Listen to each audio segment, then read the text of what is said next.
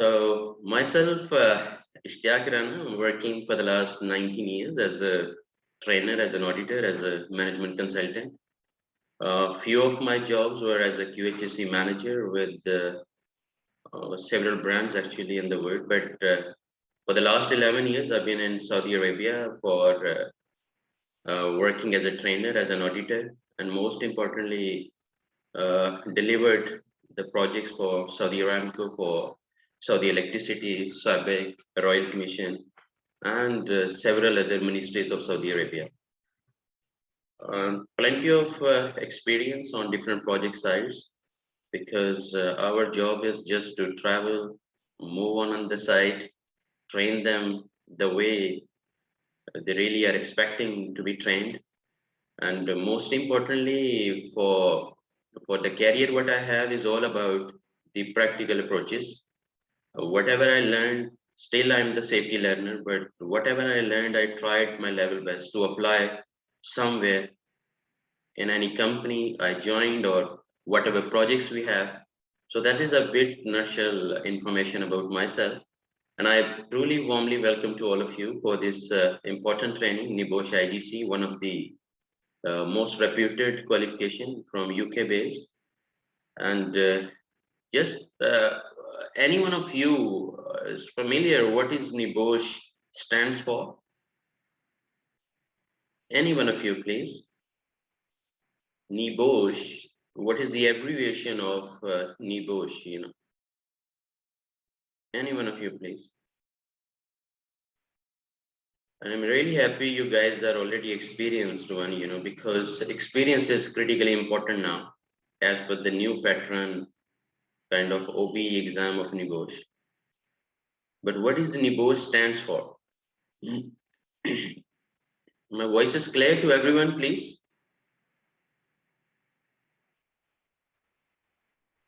Yes, we can hear you clearly. Okay, thank you very much.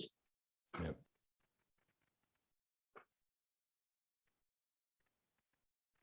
So NEBOSH is all about National Examination Board in Occupational Safety and Health.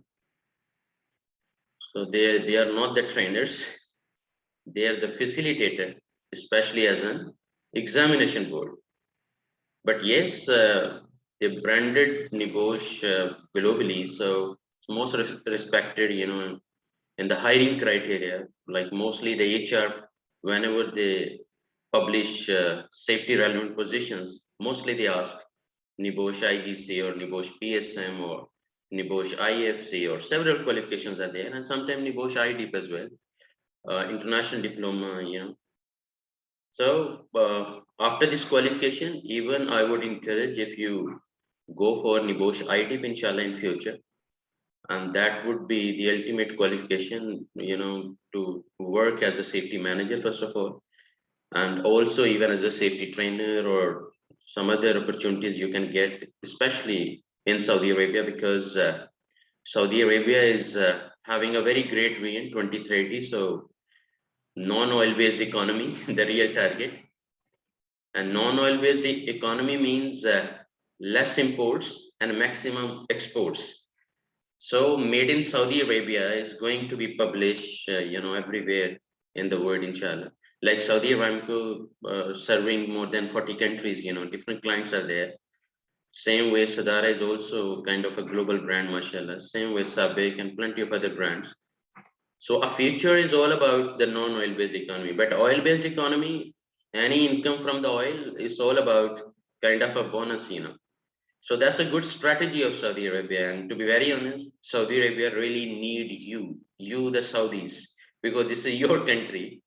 So your excellence, your kind of productive professionalism and highly tech skills required to your market, wherever you're working with Sadara or you have plenty of other career goals, is all about to serve your country. No doubt, every country, even after great development, still they required expatriates.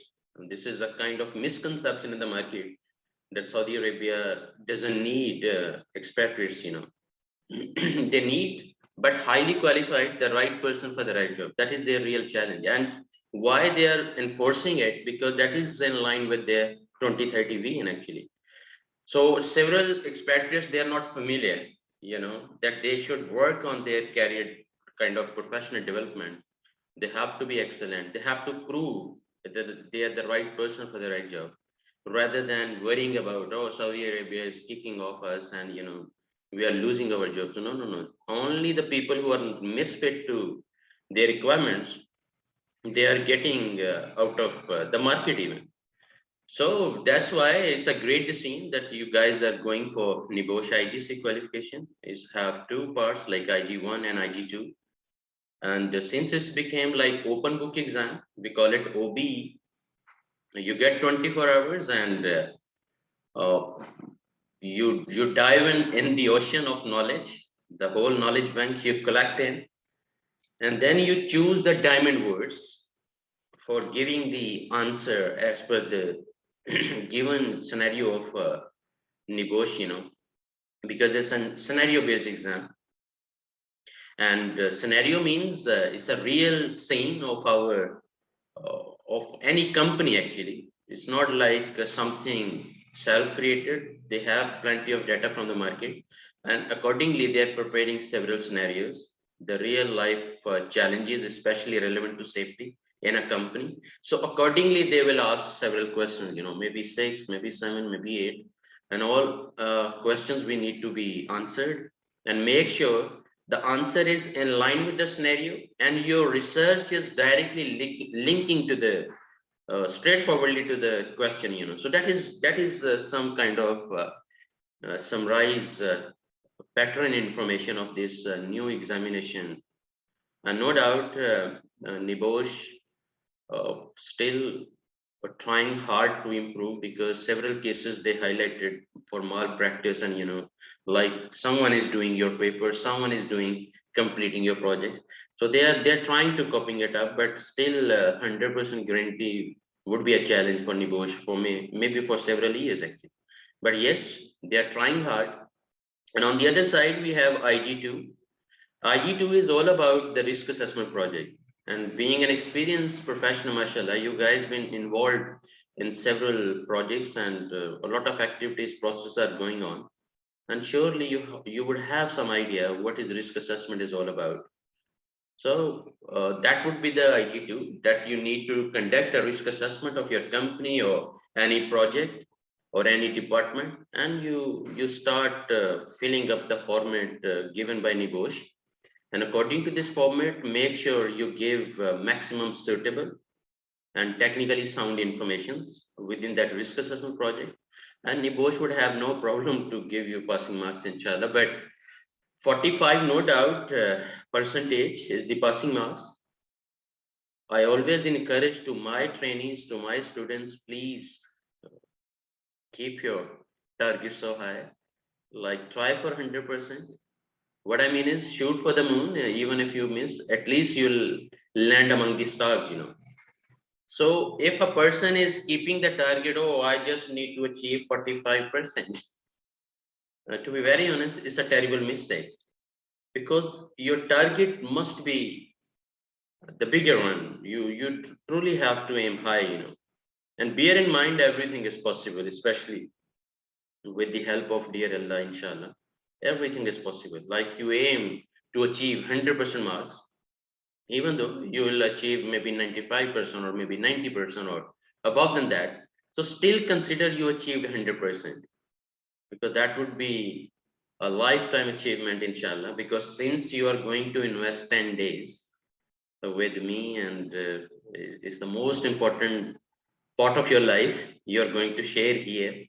So I really want to encourage you to please keep your target higher. Don't just expect, oh, after this training, we just need to be capable to achieve 45% marks, or just to get the, passing remark for us. There is distinction, there is credit passing marks also.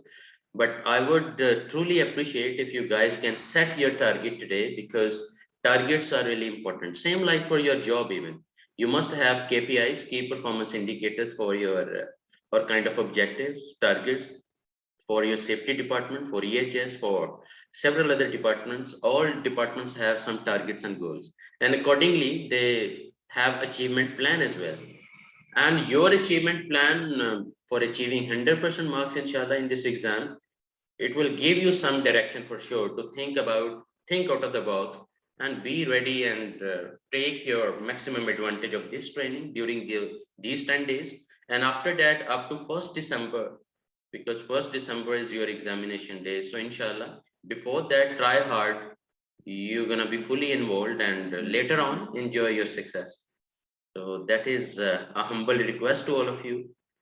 Uh, need some energy, some focus. I know you guys are so much busy, but your focus will be giving a lot of benefits to you actually, because the distracted mind, or like physically you are with me, but mentally you are somewhere else. It will not fulfill the purpose of this training, to be very honest. But even though for some kind of important activities, it's hard to avoid, and for that reason, if you spend your time here and there, or you believe it's hard to join the training, at least read some material what I'm going to share in the WhatsApp group. Inshallah, we'll add you in the WhatsApp group, and I'll share IG1 and IG2 two books, and some other several research links. I'll try my level best that within that WhatsApp group you will be getting all the reference links or kind of research documents, or the standards relevant to OSHA or ILO or WHO or ISO or several other regulatory bodies. Okay, so I'll be trying hard to keep you updated, inshallah, with all the standards. Now, basically, we have total 11 elements of NEBOSH IGC, and total 11 elements, four elements are relevant to IG1.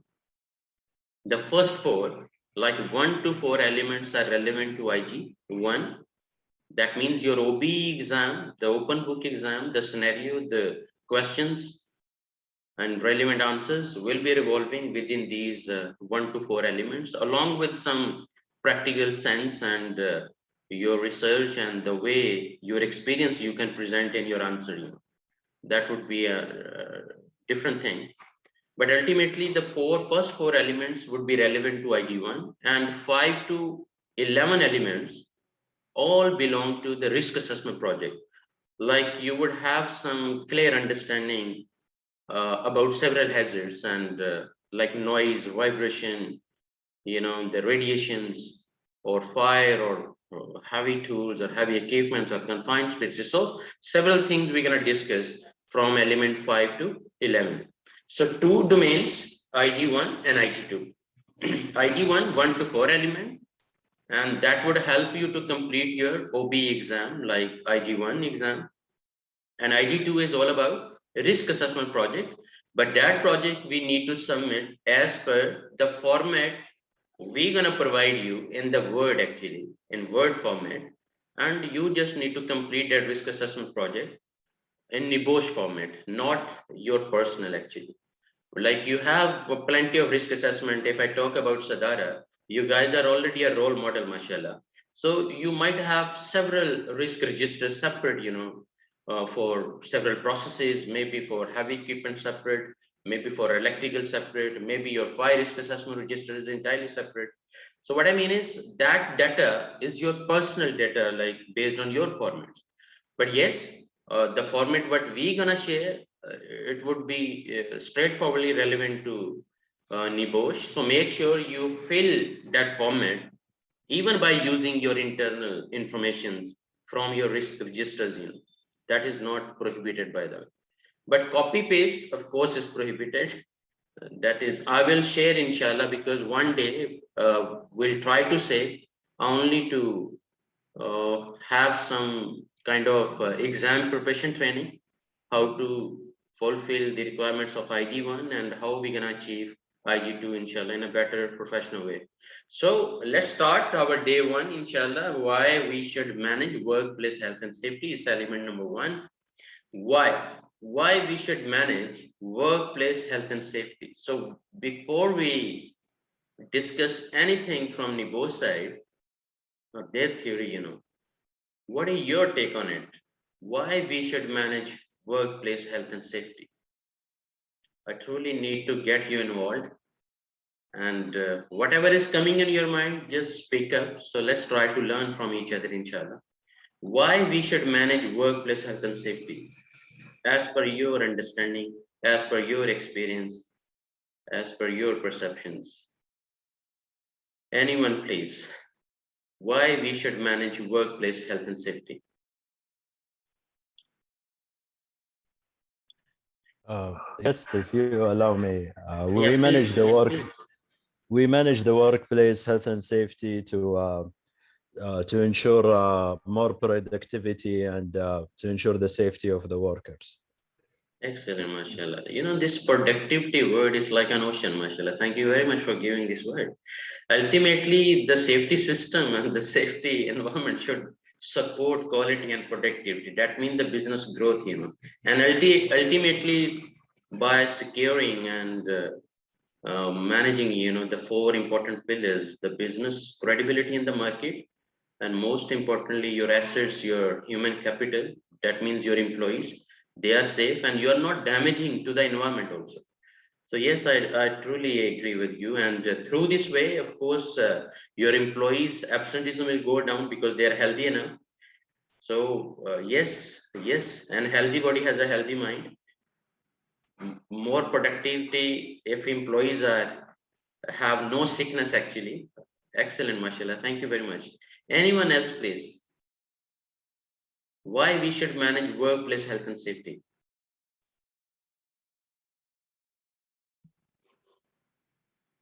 Why we should manage workplace health and safety?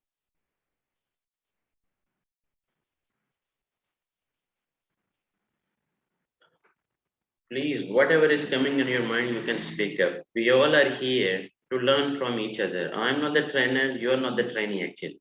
We all are facilitating to each other and have a better understanding, because the new learning pattern is all about to sharing your experience and learning from each other. And that is how it is more easier for the experienced people to achieve NEBOSH IGC qualification. So please, no Yes, shyness, no hesitation. Yes. yes, Habibi, to control and avoid any risk and hazard in the area. Excellent, Marshall.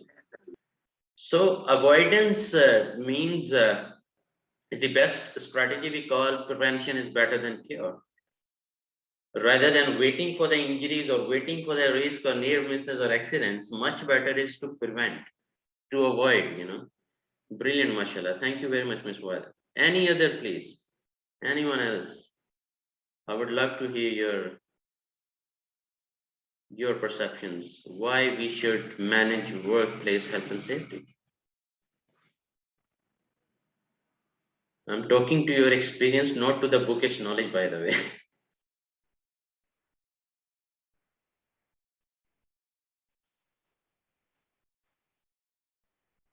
Like you have a business, why you should have to manage workplace health and safety? If you are the employer, you are the businessman, inshallah. So in that context, at least let me know what you're gonna think.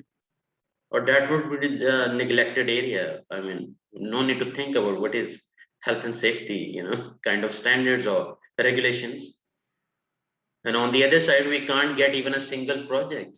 Like if Sadara gonna say, we don't have any safety department, no customer will be awarding any contract, you know, for sure. So it's the single most foundational requirement, like even for bidding purpose, you know.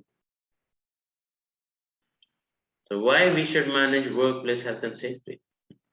If you allowed me, if you don't manage the health and safety, it will impact the business itself. Uh-huh. We need to manage the safety and the health. It will be the main things in the company, okay, to be a success business. Excellent. So business success, health and safety system is the foundation, you know, because one terrible accident sometime is all over. It can destroy the whole business, God forbid. Like we have several examples globally, but let's take an example of Bin Laden, one Makkah incident, the tower crane, you know. Either that was their mistake or whatever, you know, we can blame to the natural disaster or environment. But this incident happened, and later on, even until today, it's really hard for Bin Laden to survive. And even if they have some projects, it's directly under supervision of Saudi government officials. That means more no reliability, no trust actually. And the problem with the trust is once broken, is broken forever. It's really hard to rebuild your trust, especially in the market, because once your company's brand goodwill over because of any negative segment of your company, so it's all over. That is why several brands, they just vanish from the market. Think about last 100 years and make a list of brands fully successful, but within 100 years they were vanished from the market. And you will find one of the reason was neglecting health and safety regulations or the safety system. They didn't, I mean, they were not giving proper intention to that segment. They didn't incorporate health and safety regulations within their projects, within their business ideas, even the site layout, even in construction of their buildings. They ignored several health and safety requirements and later on faced terrible consequences. Even especially in oil and gas or high hazardous companies, the smallest mistake, just have some research and you will see the smallest mistake and it's all over, not intentional, unintentional, because nobody wants accident. I truly appreciate. Thank you very much for your input. Anyone else, please? Why we should manage workplace health and safety? Why? Sometimes I say just for this one question, we can spend the whole day actually. It's a huge question. Why we should manage workplace health and safety?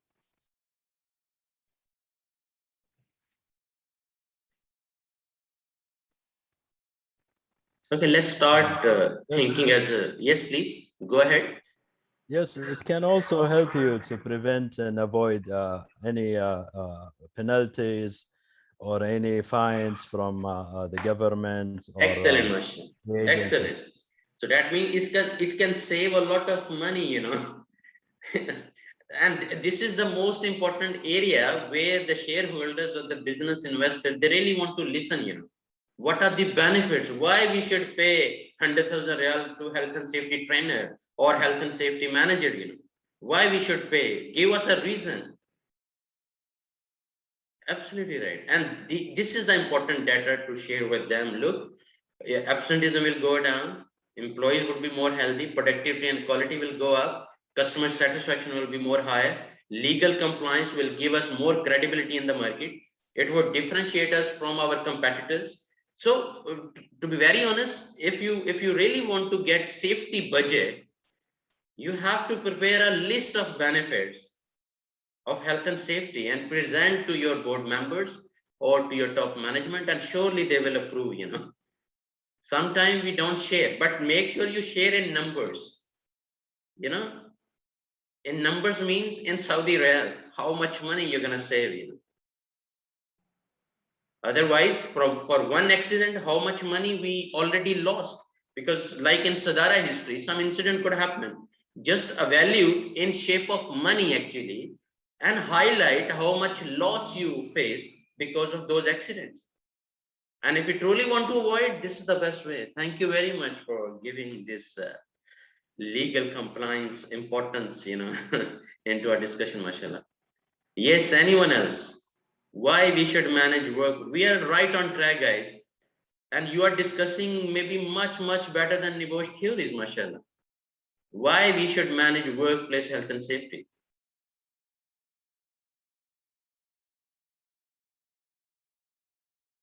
Anything else coming in your mind? Yes, legal compliance is one of the most important one, like we discussed earlier. Any other reason to manage workplace health and safety?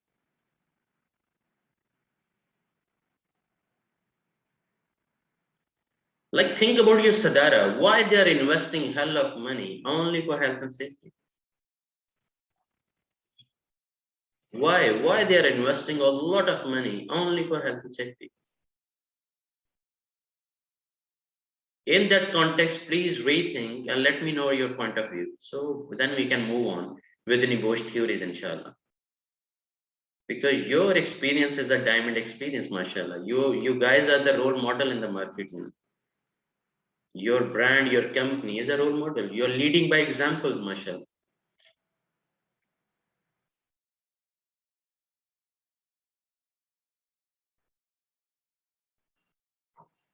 Why we should manage workplace health and safety?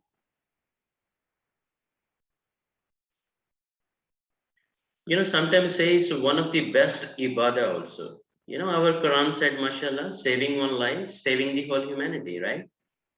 And killing one person, killing the whole humanity. So it's kind of ibadah also. Like, it's our ethical responsibility.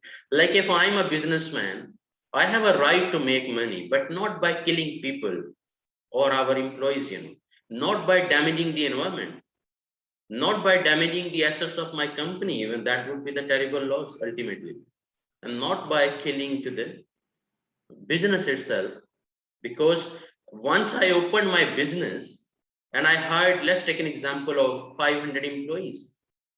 My friends, now your success is the success of 500 families, and your failure, God forbid, would be the failure of 500 families. Don't consider they are only employees. They are working for their families. We all are working for our families, right?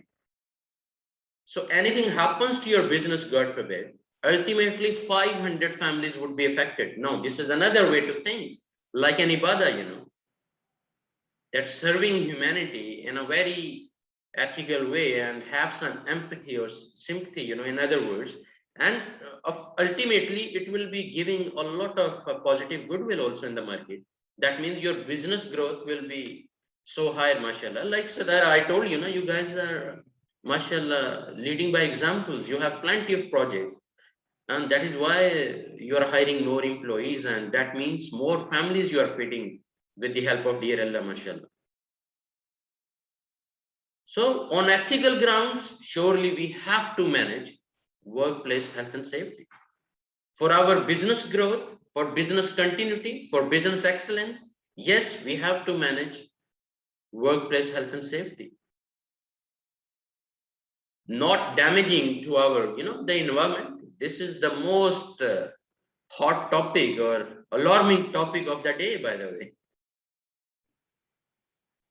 Like all global brands, now they are truly worrying about not only the brands, even the governments, all countries, they are truly worrying about for this planet, how are we gonna save it, because we are damaging by violating environmental regulations. Like within Saudi Arabia, you have PME, Presidency of Environmental Meteorology. You have several, like in Saudi Aramco, you have EPD, Environmental Protection Division.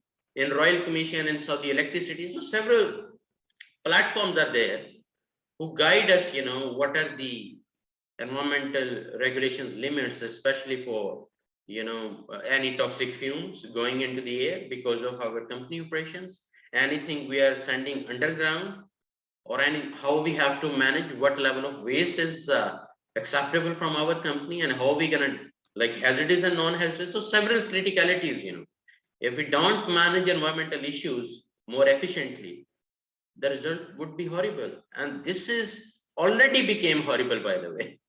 That is why recently there was a global sitting, all the top 20 countries, they were sitting together and try to create a plan how we have to save this planet. So yes, that is why we need to manage health and safety. That is why, because it's correlate, In a toxic environment, our employees will be sick as quick as possible. But in a better environment, of course, their life will be more energetic, their energies will be very high, and of course we'll get more quality and productivity. So in unsafe conditions, in a bad environment, people don't feel good, and if they don't feel good, of course they are not going to progress in a as per your expectations, you know.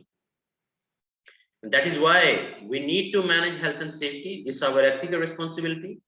We need to manage to avoid from compensations from any insurance claims, from any treatment for our injured employees, or several direct or indirect costs are involved in. That is why to save those costs, to save that money, we truly need to manage health and safety. And most importantly, for our employees' awareness, to give them a better work life, to create better welfare facilities for them, and making sure they are, they are keeping themselves safe also. As per our internal training programs, we try to educate them through induction programs, through our internal different trainings program we launch, through our third-party trainings. Why we conduct all these trainings? To educate them and ensuring they have clear understanding how to ensure the better health and how they have to secure themselves, keeping them safe at site. Either the activity is a simple activity or the dangerous activity or processes. Wherever they are working, surely we have to make them realize their safety, their responsibility. So that is why we truly need a mechanism, kind of a system for the better awareness of our all stakeholders, not only the employees, even visitors, our customers, regulatory bodies, anyone, whoever is coming at our territory or within our site. We truly need to manage our workplace health and safety to keep them safe, inshallah. So several other reasons. You know what? If we all can discuss for 2 days just for this one topic, we can write a book, and the title would be Why We Should Manage Workplace Health and Safety. And that book, to be very honest, because you are sharing your diamond experience, mashallah, and just imagine how much it would be successful. I hope you're getting my point.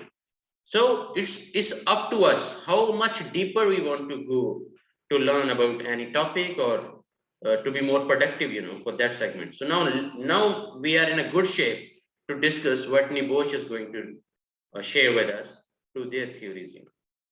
So until now, it was kind of an open discussion session, and thank you very much for your great participation. And I really appreciate the way you shared your experience also. Now, why do you need the NEBOSH IGC training actually? Why do you need the NEBOSH IGC training? Like your reason to join safety profession, your goals as a safety profession, that is something different. But first of all, why do you need the NEBOSH IGC training? As per my understanding, you have sufficient information, you know, as a health and safety best practitioner, mashallah. But still, why do you need the NEBOSH IGC training?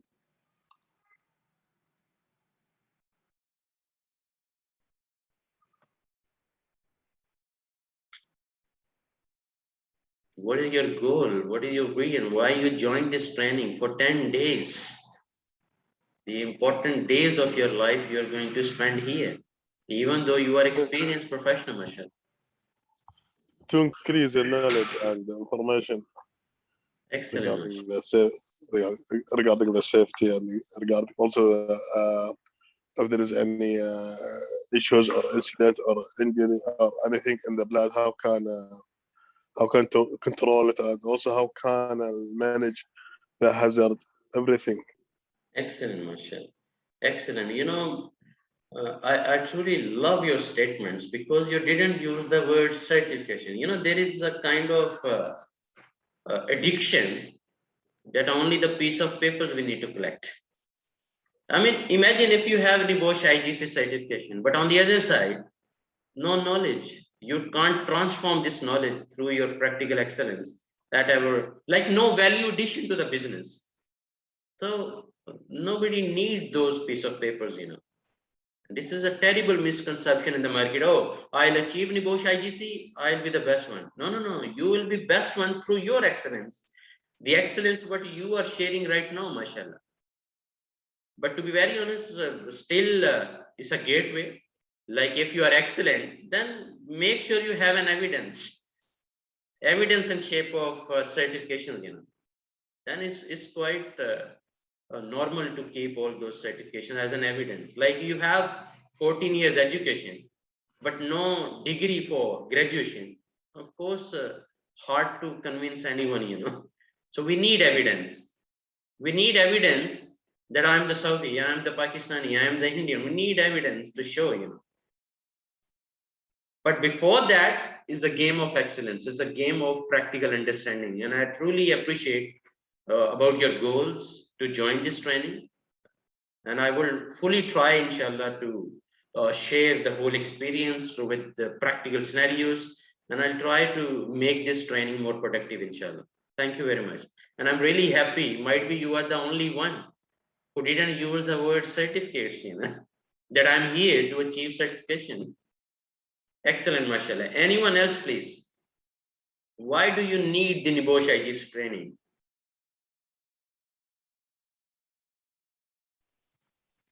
One of my students, you know, he mentioned the company told me to go for training. I'm not willing to get this training. It is imposed by your company management, or this is your own wish, mashallah. Yes, Mr. Wad, please. Yes, we can say to support my knowledge and experience by the right standard.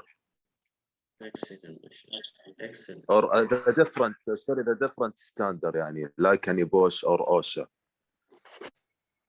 Excellent. You know, like I found OSHA qualifications practically more sound, by the way.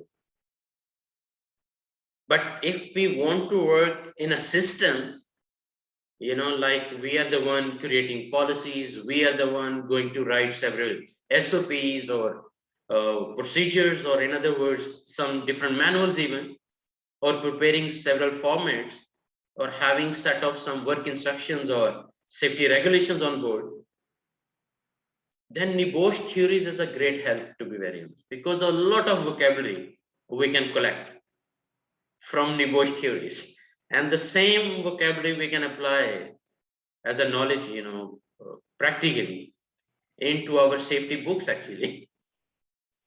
A lot of other benefits, but from OSHA basically, like if you go for OSHA 30 hours general industry, you will get a lot of practical approaches for each step, what to do if that is the issue, how to resolve.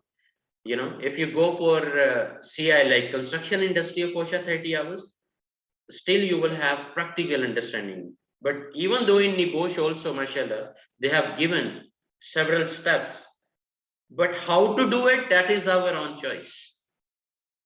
What they're going to tell us what to do, what it should be look like, but how we have to transform that knowledge, this is our personal, professional kind of excellence. You know, we have to transform that knowledge into actions. So action is real learning, to be very honest.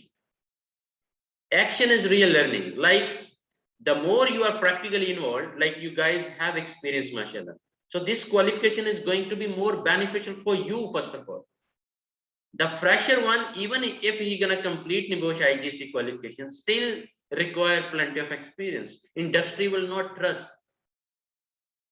Industry always believe we need experience, you know, because experience is unbeatable, and they don't want to spend plenty of time just for trainings, you know. That is why they try to hire the right person for the right job, and this is the greatest challenge even for Saudi Arabia. And now they created a mechanism to have some tests profession wise also, and make sure they have right person for the right job throughout the country actually. And you will see how many guys will be you know, vanished from the market because they were misfit to the market, to be very honest. Like in Saudi Council of Engineering, 30,000 fake engineering degrees they already observed and found. 30,000 fake engineering degrees. It's a huge number. Just imagine, you know, how many projects they were being involved, and I mean, and it's hard to verify. But now, thanks to the artificial intelligence and several robotic technologies and high-tech software is available now. So easily for the educational institutes, it's more easy for them to trace, to give some traceability options. Easily you can track either your certification is fake or the genuine one. So now the era is started, nobody can play quite easily, and even barcode system is there. You just can scan and directly going through that website, and easily you can verify either my certifications are the genuine one or the fake one. So what is your vision to join safety profession? You know, like we have vision of life, we have business vision. So I personally created this question: what is your vision to join safety profession? Why not the others? Why only safety profession? If you don't have problem to share, by the way, this is kind of a little bit personal question also, because if any one of you want to share your vision to join safety profession.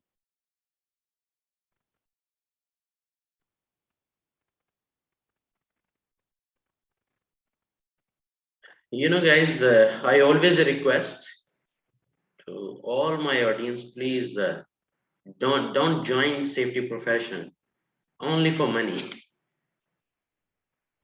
because this is beyond the money. Like, you are going to be a great source of keeping the employees safe by sharing awareness and different kind of trainings. You are going to be conducting a lot of risk assessments. You'll make sure, you know, as a recognition and several things are happening on ground and keeping those employees safe. And this is one of the noblest job in the world, one of the most I would say like a ibadah, you know, but choice is yours. What is your vision? Is the vision is only to make money? Then that money you can earn through by joining other professions, you know. What I'm requesting, please have a very solid, ethically sound vision, and then see how Allah will help you, inshallah, and you will never get tired. Because I noted several safety professionals, oh, how come this is the most terrible job? Nobody listens us, nobody's cooperating, and you know, the things are still on the same. We are on ground, they are following us, we are back into the office, nobody is caring. Because might be you are not giving your input like an ibadah. You are not a mind changer, you don't have a convincing power. Maybe you are lacking effective safety leadership skills. Maybe you are not emotionally intelligent, that how to convince people, and every time same instruction you are giving to the same gentleman. How you can avoid? Why not just for one time one-to-one meeting, and the person is with you and he agreed, he will not violate any safety rules and regulations, you know, within their processes or departments.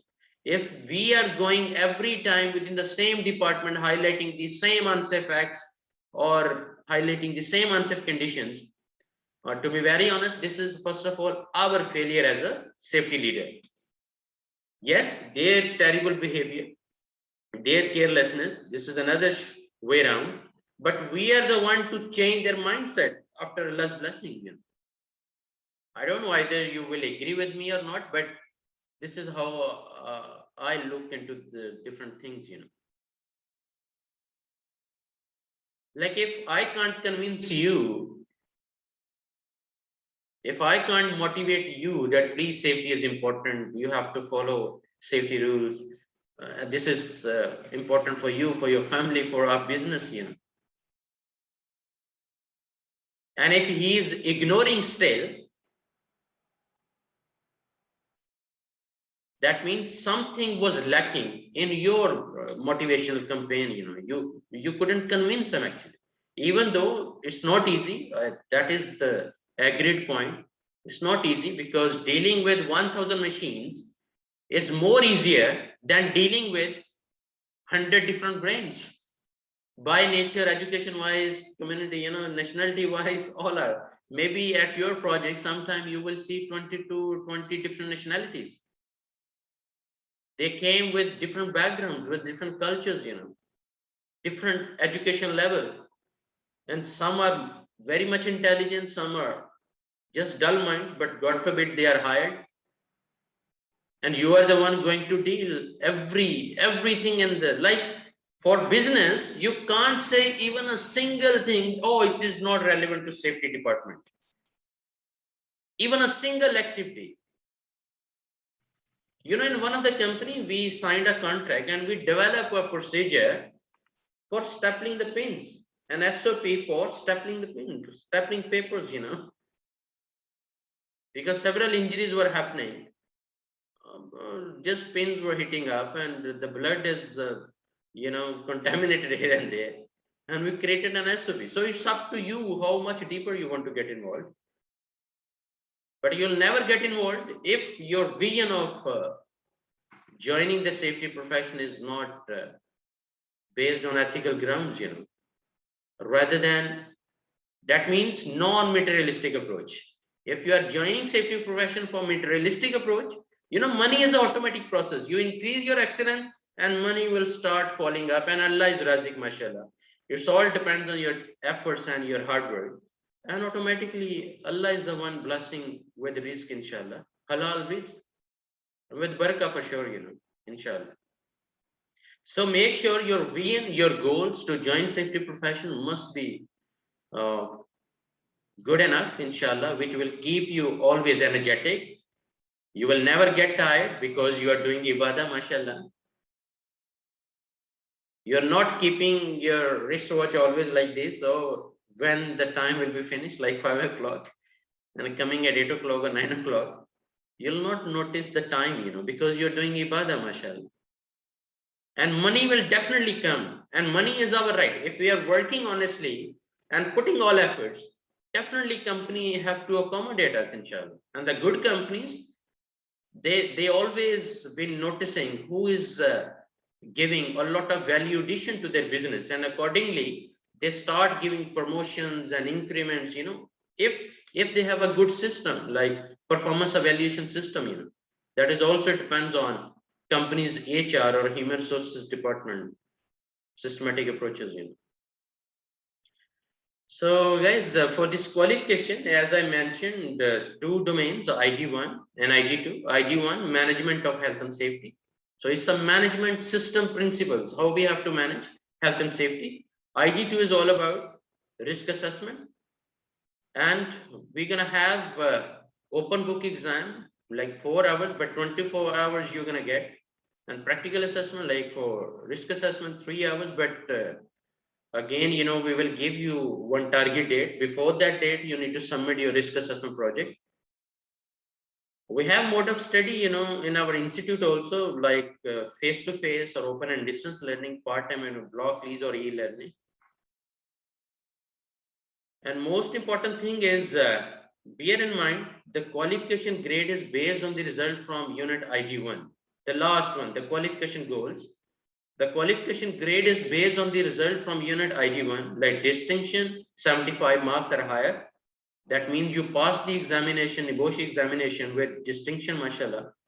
And credit is 65 to 74 marks and pass marks are 45 to 64 marks. So make sure you keep your target like 100%, inshallah. But then see Allah's blessings.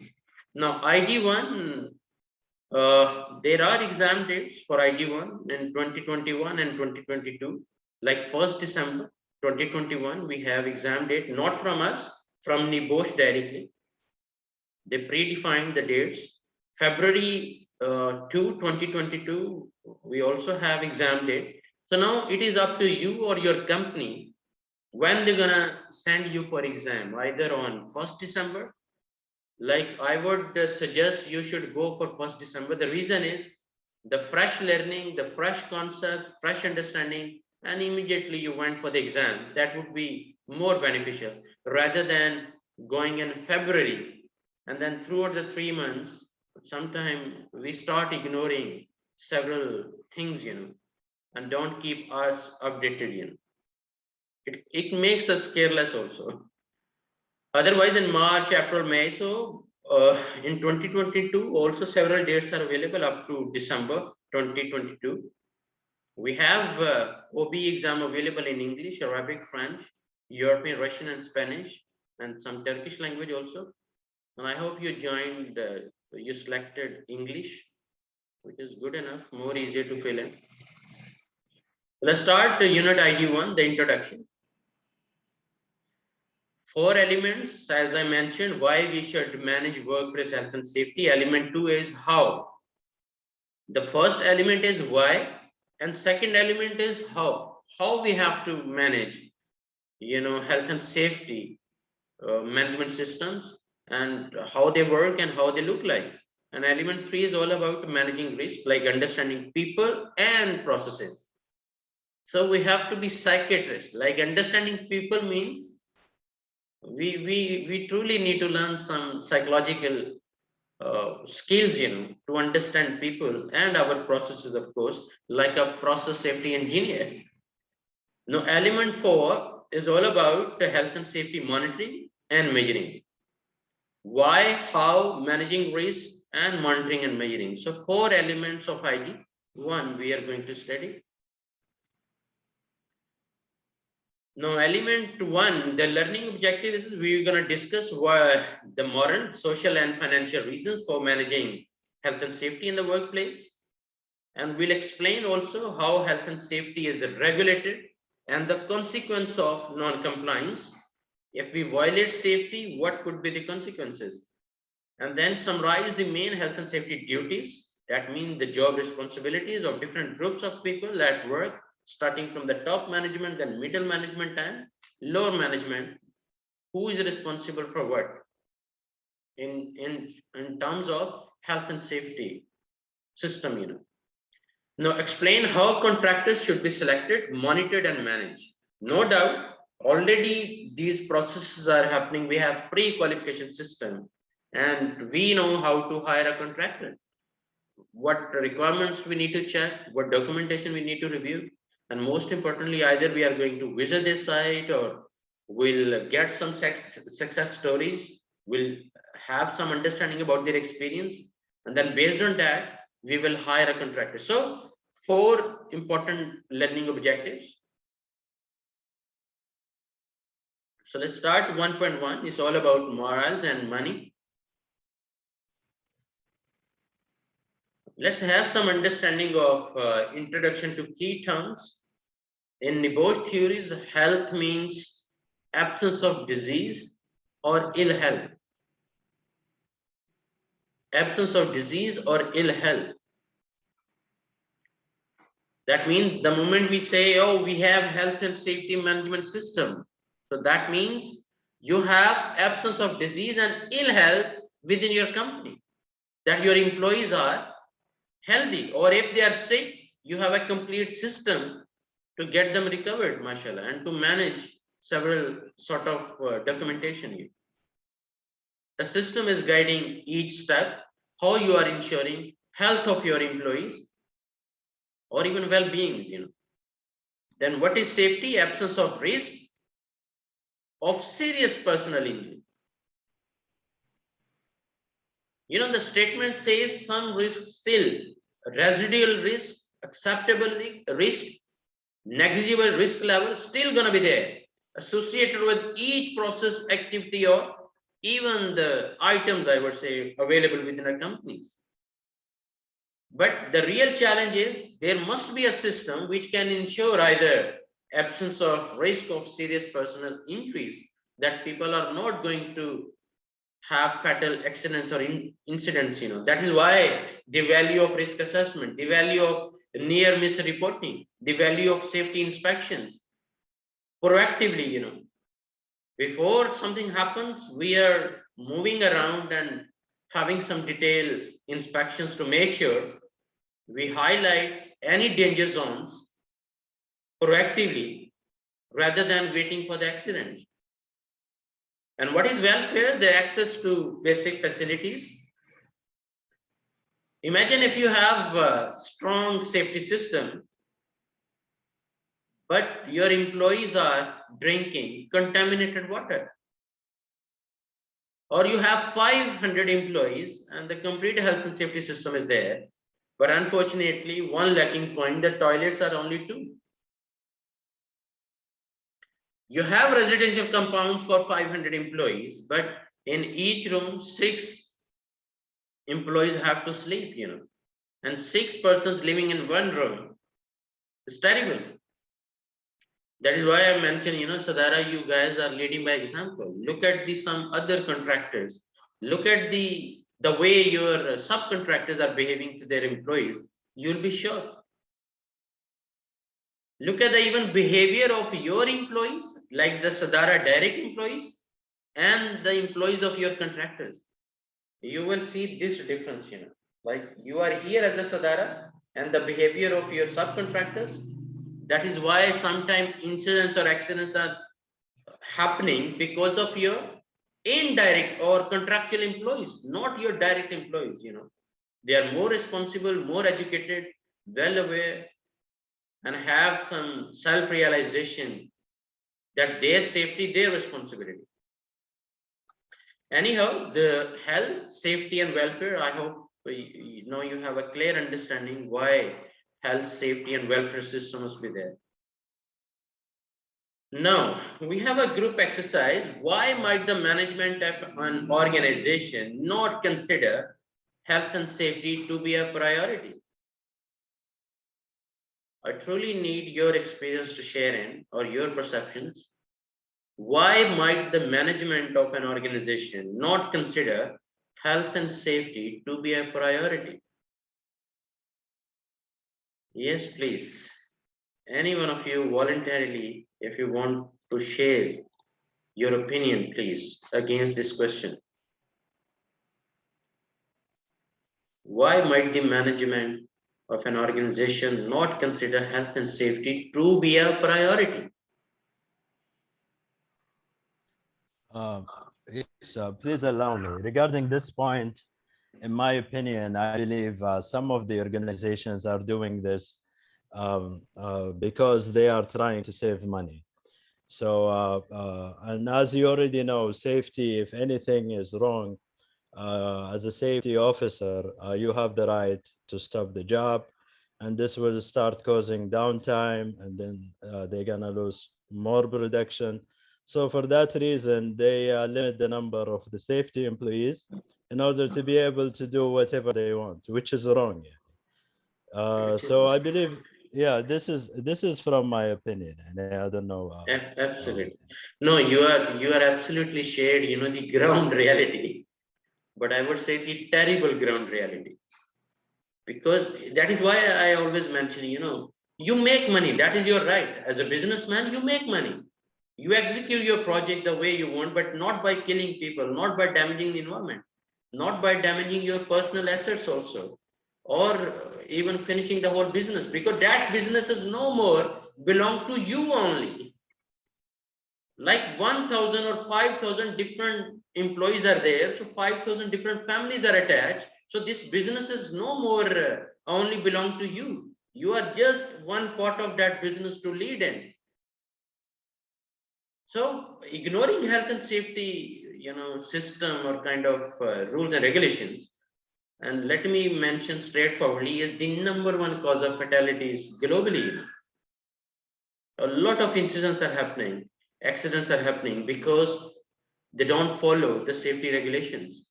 No respect to safety regulations. I totally agree. And the reason is we want to save money. That is why they take shortcuts actually. And the problem with shortcut is you can't be lucky every time. That is the terrible outcome of a shortcut, because we believe, oh, we are doing it as even one step of ladder is broken, no harm to use it. Even the material looks damaged, no harm to use it. Crane is not fit the way it should be. The surface is not leveled, no problem. We already done, the weight is so lower, we can do it. Full body harness is not available, no problem. I can work without full body harness. So don't worry, Mr. Boss. I just want your happiness, and I'm ready to take shortcuts. And why they are taking shortcuts? Trickle down effect, like you shared. The top management, they are getting pressure from the customers. Let's discuss positively. Your top management, they are getting pressures from the customer side because there is a contract you have signed with penalty clauses with your customers, like with Sadara customers, you have signed that. Now the same pressure you are diverting and trickle down effect to your further operation manager, your project manager, your production manager, and they shade that pressure to the other side, like the supervisors or the engineers. So what the focus is coming from the customer, sometimes the only one word, that is pressure, that terrible pressure. Otherwise, be ready for the penalty clauses to be imposed, and saving money is it's all about why we started business, to have some money for sure. I totally agree. This is a very sensitive topic you highlighted, by the way. It's a terrible ground reality, but still not the case with Sadara, not the case with Saudi Aramco, because what I noted, you have open budget for safety, quality, and credibility. No compromise with safety, quality, and credibility. But yes, 100% is only Allah. The biggest room in the world is the room for further improvement. Still, we can find some more ways to improve. Any other one, please? Thank you very much for your input, guys. Why might the management of an organization not consider health and safety to be a priority? Anyone else, please?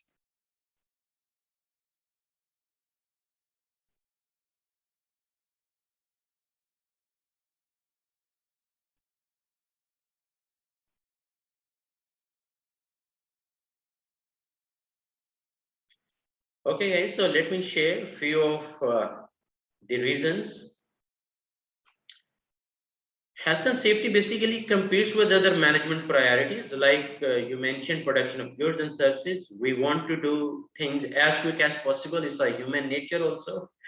So health and safety may be seen as unprotected cost, because company believes we are investing 1 million for safety systems, or ultimately on the other side, we are not getting anything.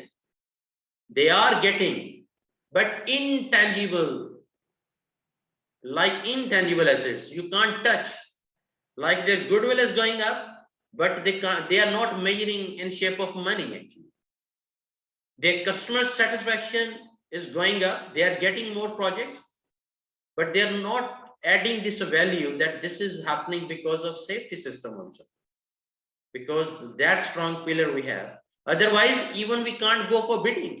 Like if a company is getting $100 million project, and later on they're gonna say, oh, this is our achievement, not anything relevant to safety. Even they can't go for $100 million project for bidding without safety department.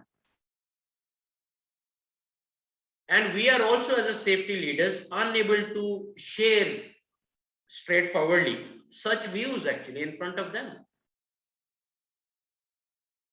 because of perceived threats, or I don't know why we are, once you are honest with your job and you are putting everything into place to make sure this company is going to be much better than the previous day even, then highlight in shape of money everything.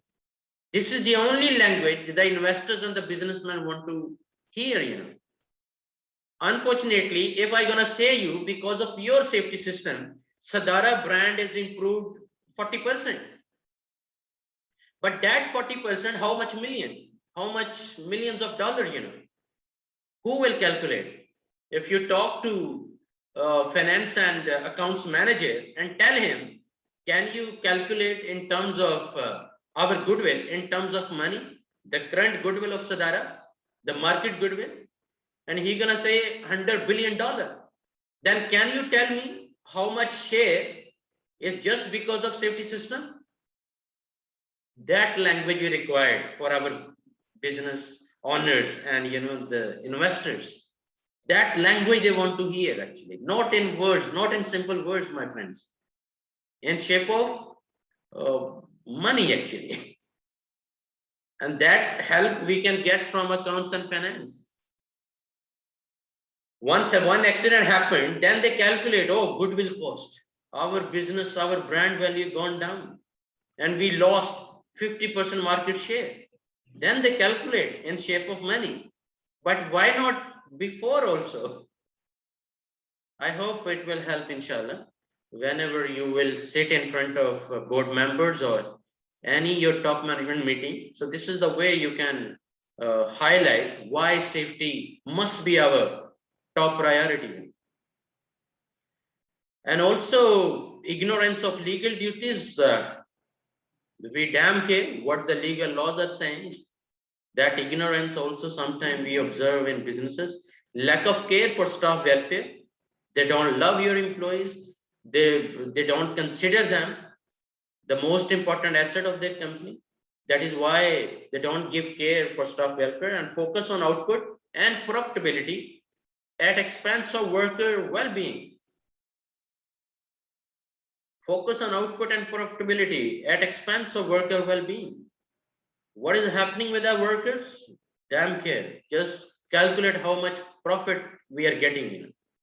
Cost to the business, taking a short-term view and ignorance of true cost to the business of worker ill health and competition with the business for access to limited funds, unwillingness, this is another reason, or lack of resources.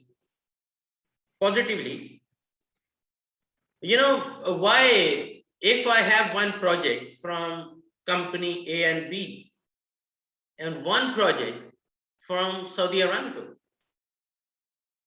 and it's the same project, same timing, and B is paying me, suppose 100,000 real, let's take an example, and for the same project, Saudi Aramco is paying me 200,000 real. Why they are paying, ready to pay 100,000 extra compared to market? Because they are paying us. For that reason, they don't want to see anyone to be killed by serving to them.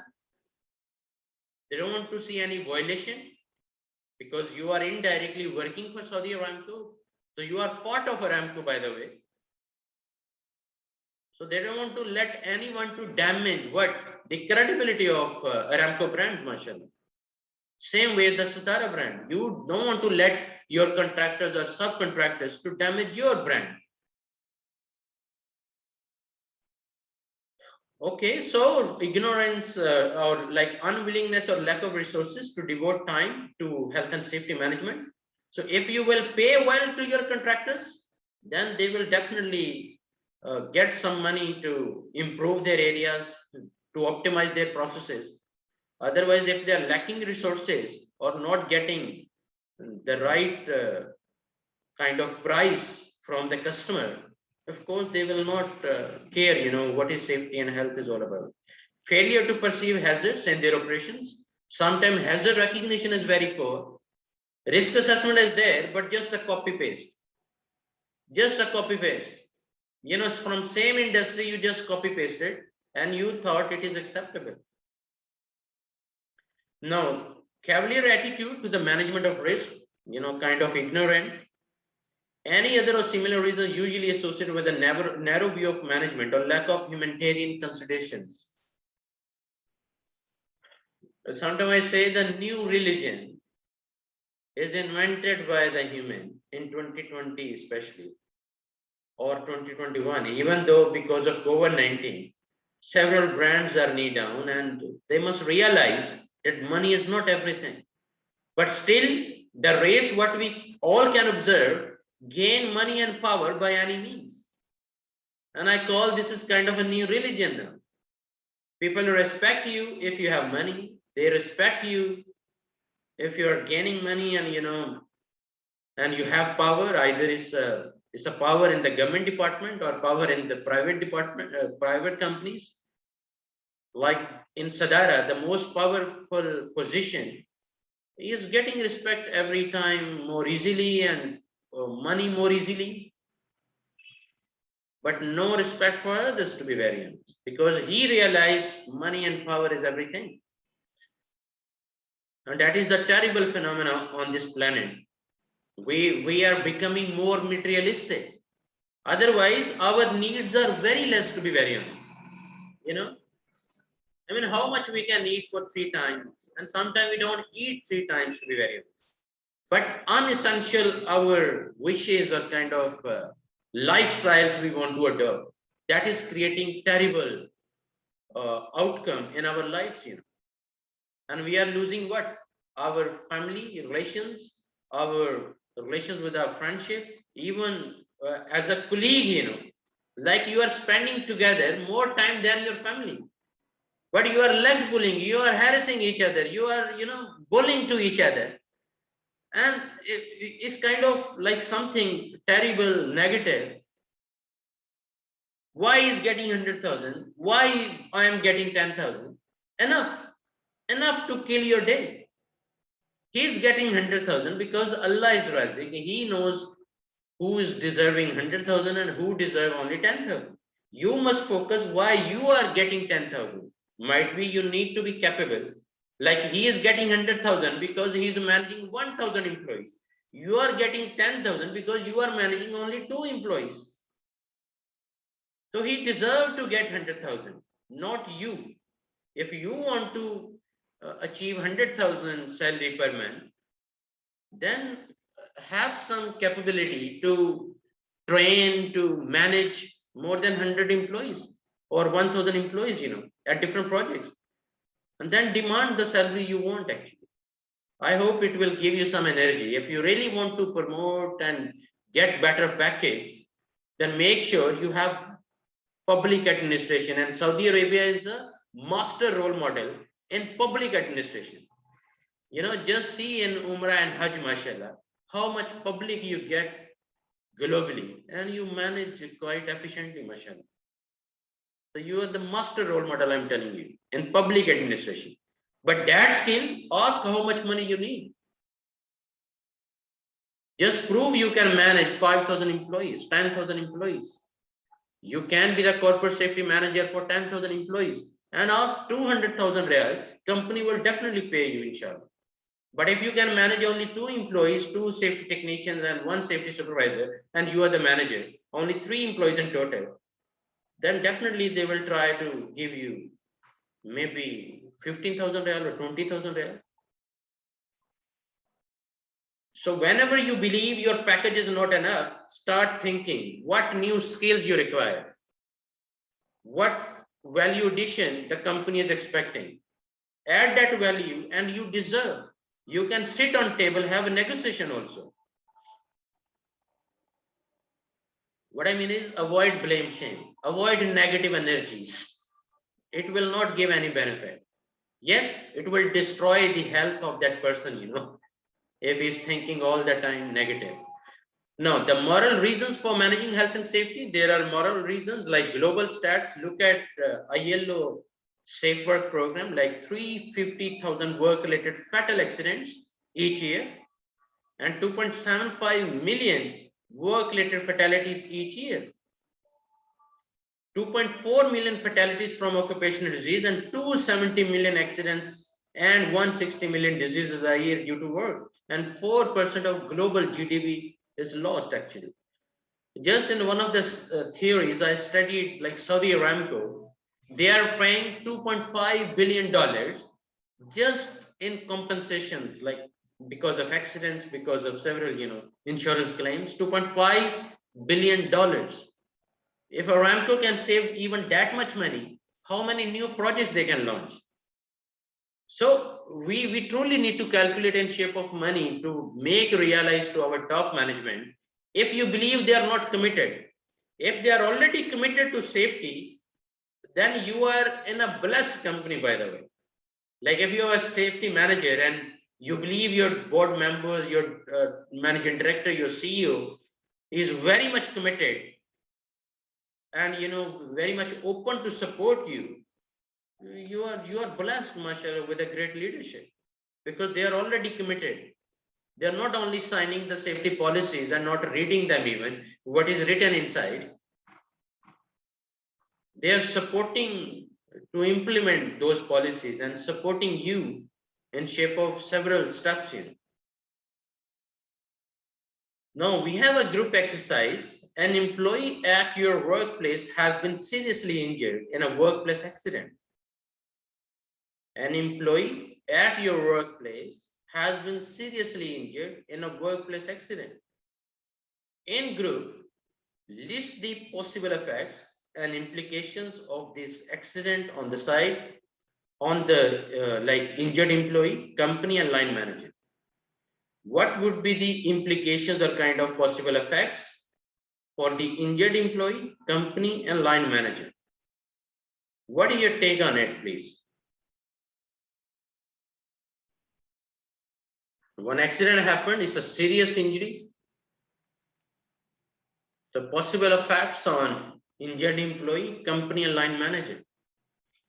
What is your opinion, please?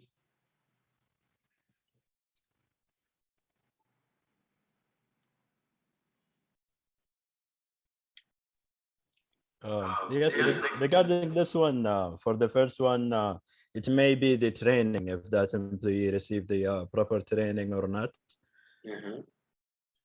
Okay. So yeah, because normally employees at different places, and I'm not talking about specific organization, they start working without getting the preparation for the job. They don't know about the nature of the area where they are doing the job and stuff.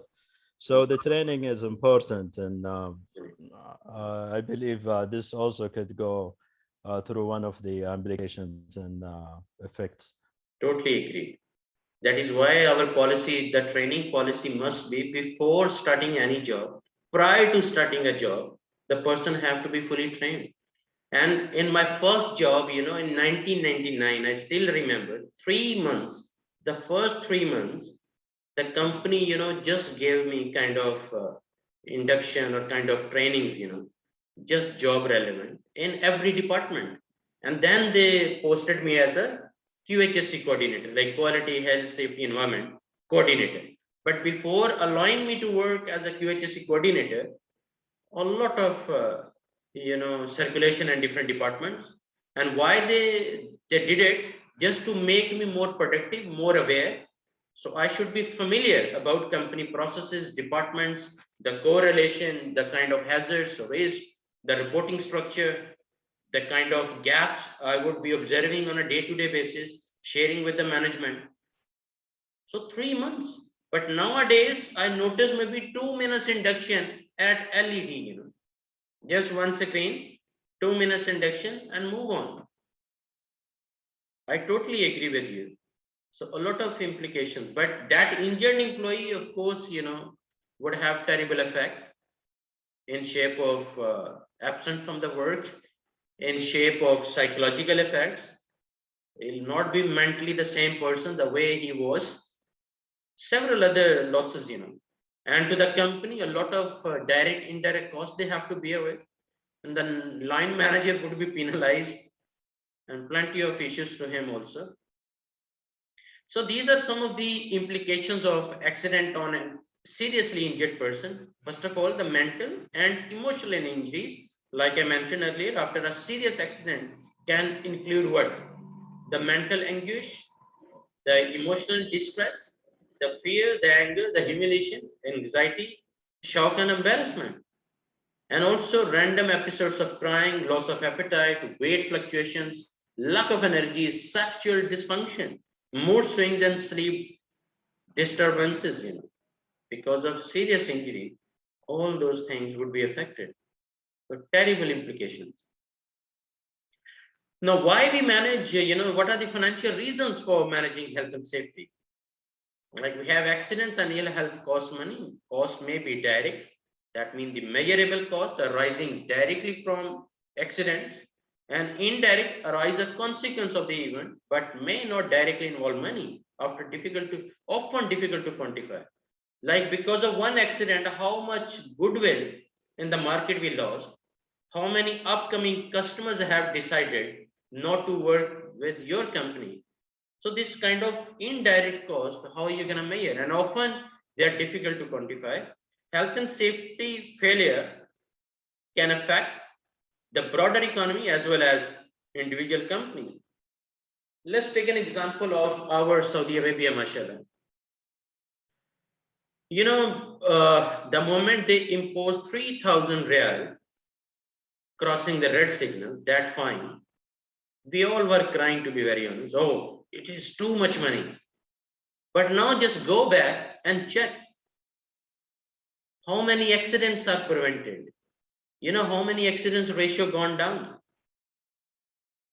Now look at the behavior also. Previously, what was happening? Green is blinking and we all are shooting up actually to our vehicles. But on the other side, now yellow is blinking and everyone is stopped. Even they don't wait for the green blinking, to be very honest, Look at the change in behavior. And negatively, what mostly were thinking, oh, Saudi Arabia, they are making money. No, they're not making money. They realize your mindset can only be tackled by putting heavy fines, actually. That's what they realize. And they are quite successful. A lot of accidents were happening before that fine, before that rule. A lot of accidents. And the database decision requires to take some time bold decisions or unwanted decisions also, because they realize people are not getting change and how much we can catch and put behind the bars and putting a lot of pressure to the government systems. So the much better strategy is let's go for heavy fine actually. And let's see what would be the result. And the result you can evaluate. You can evaluate and see how many accident percentages reduced, especially at the signals actually. So a lot of money is being saved now. Otherwise, if a company can bear direct and indirect costs, same way the Saudi government is another brand, mashallah. They also need to ensure good or better goodwill globally. So the other investors or the companies coming from or the brands coming from other countries, they should be happy to come into Saudi Arabia. Recently, I noted 40 multinational or global brand, they just signed the contract under Saudi government. This I don't remember the ministry actually. We directly linked to investment ministry, something like that. So 40 international multinational companies, they are opening their head offices in Riyadh, Saudi Arabia. Imagine if the safety systems is not getting improved or the structure or infrastructure, if Saudi government is not going to improve, are they going to come into Saudi Arabia? Of course not. If accident ratio is going up and up, can you get more contract from your customers? Of course not. Same way, if a country's goodwill is diminishing, God forbid, in shape of high accidents, either on the road or even industrial, or all are being reported in. Yes, there are unreported cases also, but mostly cases are being reported. And once you report, that means the data is being collected and that data is talking to us. It's talking to us what is happening and what is the best solution, So it's not like only for the companies, even for the countries, the overall health and safety system is important. Look at the traffic safety system of Saudi Arabia. Look at the human resources system, Look at our civil defense. The Saudi Heart, Saudi Heart Association, how they are. Look at our Baladia, even PME, Presidential Meteorology, Environmental Meteorology. Think about even Royal Commission system, the Saudi Aramco, they all are legal entities, to be very honest. Even your Sadara, Marshal, your system, you just start reading and see how much money you might have invested just to establish that health and safety system. And why? Because you don't want to create any terrible effects to your company profits or even the broader economy. You don't want to affect as a country, as a whole, as a team, for Saudi Arabia as well. So it's a collective responsibility. It's not like one man show that one company is the best in safety, the 100 others, they are the bad in safety. This will not work. And that is why Saudi government is taking a lot of initiatives. Look at the COVID-19 management, this coronavirus. You just see and have a detailed case study of Saudi Arabia, how they are managing until today even, how much money they invested, how much unwanted, terrible decision they went for, just for what? For our safety. Because human life is the most expensive thing in the world actually. We can get rest of the things quite easily, but what about the human life, you know? Just for our safety, imagine how much money and billions of dollars the government lost.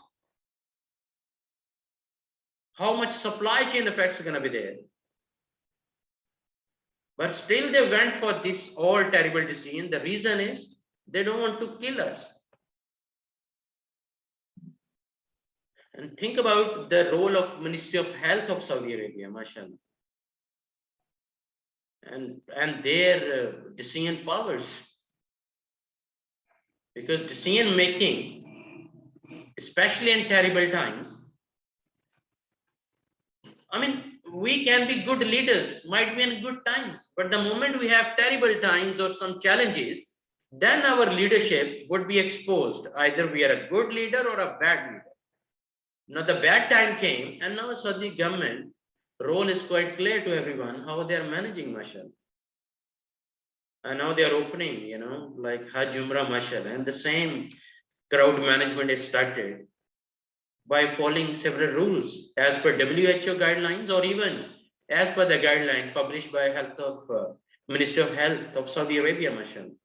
And look at the coordination between Ministry of Health and Ministry of Interior of Saudi Arabia. How they are working all together and making sure people are following safety regulations.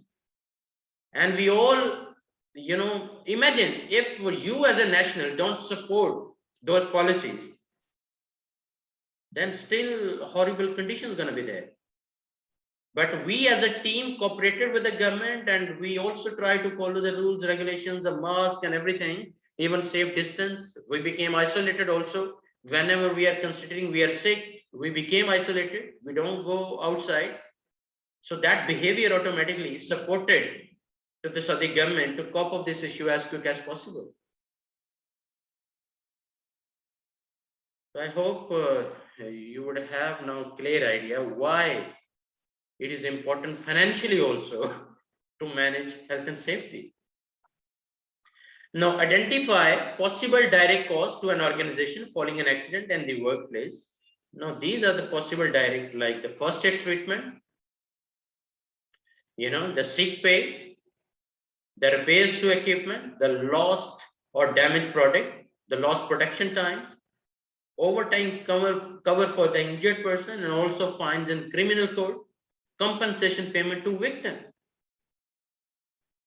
The direct cost to the organization just because of one accident. Now identify possible indirect cost to an organization following an accident in the workplace. What indirect? The investigation time. Like your company is paying you for every second, and if you are busy in investigating the accidents, that money is still in shape of salary, you know, will be accounted for sure, you know. So also your time is invested. Investigation time, lost employee morale, and also cost of additional control measures, because you realize your existing controls are not enough, so you are implementing more controls, and more controls means more cost. Compliance with enforcement notices, cost of recruiting and retraining additional employees for cover, damage customer relationship also, because more delays, project is stuck, accident graph is going up, and customer is getting dissatisfied, and the relationship with the customer is affected, because it is connected with one word that is called trust. Trust between Sadara and its customers. The trust between Saudi Aramco and its customers. The trust between Aramco and its contractors, you know. That trust is everything actually. So damage public image, this is another indirect cost to the business. And what is insured and uninsured cost? You know, the insured cost looks very simple and very minimal, like in shape of fire or worker injury or death or medical cost. But what about the uninsured cost? It's a terrible loss, like loss of raw materials due to accident, sick pay, overtime, equipment repair, lost materials. So a lot of insured and uninsured costs are also going to be faced by the organization because of that accident. Like in quality systems, we have cost of quality, you know, we have a separate presentation for cost of quality. Now, we truly need to prepare one separate presentation, cost of violating safety regulations, cost of accidents, cost of terrible fatalities, God forbid, but in shape of money again. Then our management will realize more, you know. No, just the question, even though we have discussed all three reasons for managing health and safety, but in the question two, let me see if any one of you can fill in the blanks, like what should an employer provide to ensure health and safety? He's talking about the responsibility of an employer. What should an employer provide to ensure health and safety? Safe place of dash, safe plant and dash, safe dash of work, or training dash and competency of what? Any one of you can fill 1, 2, 3, 4. You are free to speak up, please.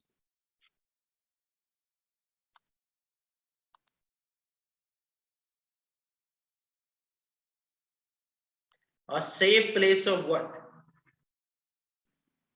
The number one, what we gonna mention?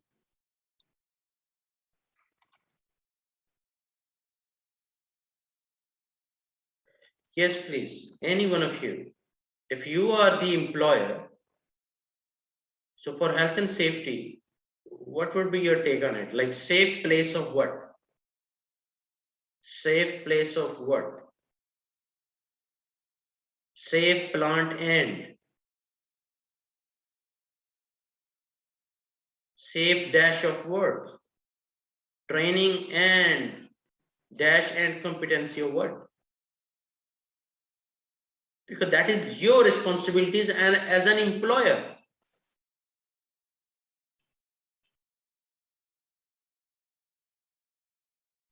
A safe place of activity, for example. Okay, good. Any other opinion, please? Or safe place of work, but I agree, you know, safe place of activity or work. Or safe place of work, yes. Now, safe plant and number 2, please. Safe plant and. For number 2, it can be safe plant and environment. Safe plant and Environment. okay, great, mashallah. You know, sometimes I say your experience can write plenty of good books, even much better than NEBOSH might be. Excellent, mashallah. Safe plant and environment. That means the plant is giving something terrible to the environment also. Something going underground or in the air or contamination to the land also. So I agree. But here the word is a little bit different as per NEBOSH theories. Safe plant and equipment or machinery. Because you have a big plant, so it's interconnected with several. So safe plant and equipment. Now safe, the third one, safe dash of work. What is your opinion? That can be a safe plan of work. Safe When plan of work. when the work is already planned safely, so they will done it safely. Excellent. Again, little bit deviated from the NEBOSH, but much better word you gave, mashallah. Safe plan of work, because planning is everything. Plan is basically a direction. Plan is step to step, you chop up the elephant in shape of planning. And you are sharing what to do. If we are doing rigging and lifting, what steps we need to follow. If we are doing excavation, what planned steps we have to follow. Excellent, mashallah. But here, little bit different word from NEBOSH. They talk about safe system of work.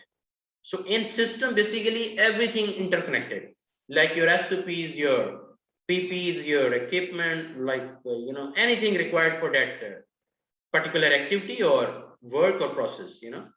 So safe system of work. Now the fourth one, training dash and competency of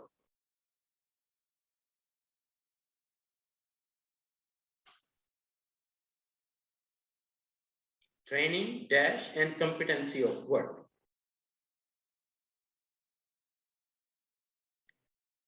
Like you train someone. Now, what is important logically later on? Like you train someone. Now, are you going to supervise or are you going to have some further? So, training and supervision. You train people and you still supervise them. I think knowledge, training, that's knowledge. Okay, excellent, excellent. Again, another word, but little bit deviated from NEBOSH theories, but still, I totally agree. Training and the required technical, logical knowledge. To me, this can be a training and guidance, and show the clear guidance after training to make sure all the worker are understand what they're trained Excellent, and do the complete their work safely. brilliant. So training and any other opinion, please?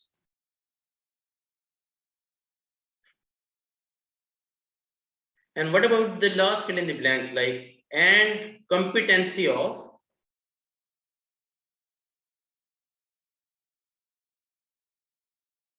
competency? You know, this word looks very simple, but ensuring competency in all employees or making them competent as per their job description is one of the greatest challenges.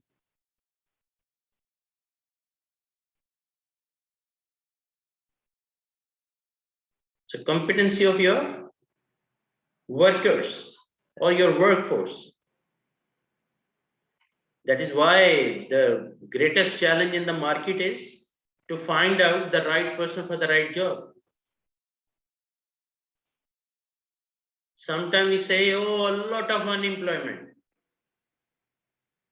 A lot of unemployment. No, no, no. A lot of misfit to be employed actually, because the skills are not fitting to the required criteria. Jobs are there, but the right person with the right set of skills are not sufficiently available in the market. Like starting from 2022, might be a time will come, the safety profession, 100% Saudization. But imagine if you will be unable to find the right competence as a businessman, it would be hard for you to hire or to ensure 100% Saudization. But before that, of course, Saudi government have certain plans, and they are encouraging to the companies to train maximum to the Saudis for safety profession. Same way, wherever they are applying 100% Saudization, of course, they are encouraging. They have a training plan actually to ensure the competence level for that particular job. So training, supervision, and competency of work or staff, So safe place of work, safe plant and equipment, safe systems of work, training, supervision, and competency of your staff or your workforce. But bear in mind, everybody is responsible for health and safety. Everyone. It's not a one-man show. Everyone is responsible for safety.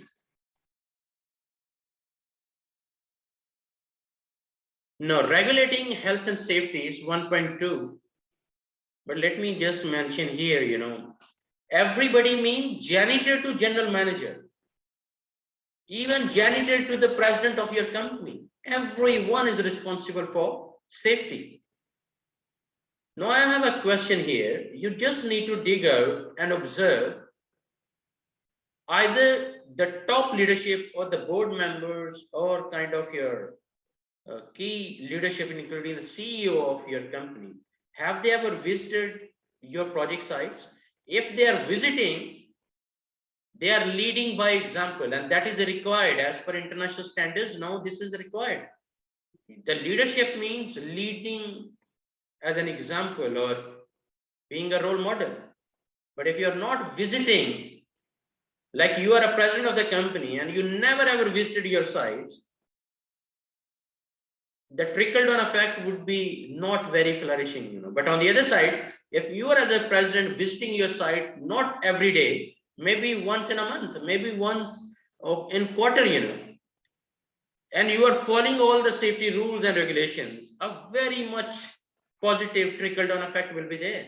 Oh, the president of the company is following the safety regulations. So we must also. So now the new trend is the leadership have to be leading by example. Otherwise, we can't call them the leaders actually. And now it's an era to find out the right set of leadership skills also. Like you are a welder, but make sure you are the right leader of your department. You are making sure proper housekeeping. You are trying hard not to put any unnecessary items within that area. You are making sure no toxic fumes or kind of materials are within your area. You are following the hot work permit rules. You are making sure the fire watch is available, fire watcher is available with you. You are knowledgeable to calling to any other one required any service, either from maintenance, from electrical, from safety even. You are calling them. He needs some support because some of the area is unable to understand, or he needs some special PPs and management will not listen him. So he is calling you and getting your support. So basically, health and safety department is a supportive department, is a servicing department, not the policing one. But unfortunately, because of the terrible culture, now we are bound to go sometime as a police also. That is why we take pictures with videos and then we penalize. We have some warning system. If we have a rewarding system, we have warning system also. And by culture, we are bound to go for such kind of activities. Otherwise, it doesn't need actually. The department should call, oh, we need safety policy. We need safety trainings. Please, we hired new employees. Can you just support us? They should request you rather than you are running behind them. Okay, guys, thank you very much for your great patience, for bearing with me. So, inshallah, I'll catch you back after lunch and prayer break.